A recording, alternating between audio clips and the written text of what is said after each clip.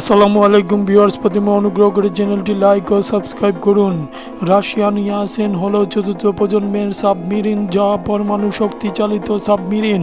2013 সালে Russian নৌবাহিনীতে ইয়াসেন submarine যুক্ত হয়। ইয়াসেন সাবমেরিন দুই প্রকার, তা হলো ইয়াসেন 1 ও ইয়াসেন এম। এই সাবমেরিনগুলো মাত্র একবারের পারমাণবিক জ্বালানি দিয়ে অনায়াসে 25 বছর সাগরে ডুবে চলতে পারে। ইয়াসেন সাবমেরিন সিরিজ রাশিয়ান নৌবাহিনী দ্বারা নির্মিত। ইয়াসেন 1 এর প্রতিটির উৎপাদন ব্যয় $2 বিলিয়ন। ইয়াসিন এম প্রতিটির নির্মাণ ব্যয় $1.5 বিলিয়ন। ইয়াসিন 1 এর দৈর্ঘ্য হল 437 ফুট।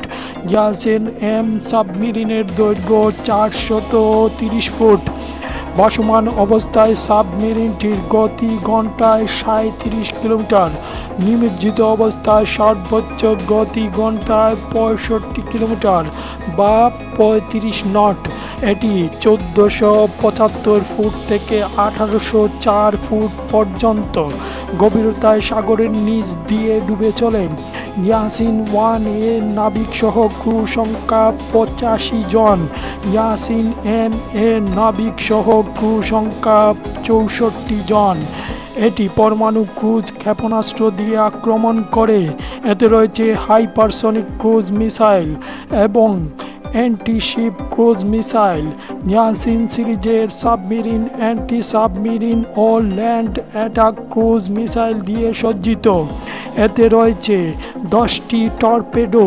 ইয়াসিন সিরিজের submarine surface two air missile দিয়ে আঘাত হানতে সক্ষম।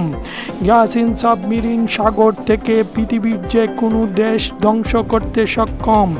বর্তমানে রাশিয়ার নৌশক্তি নতুন রূপে ক্রমেই শক্তিশালী হচ্ছে, যা রাশিয়ার চিরশত্রু ন্যাটো ও আমেরিকার ভয়ের কারণ হয়ে দাঁড়িয়েছে।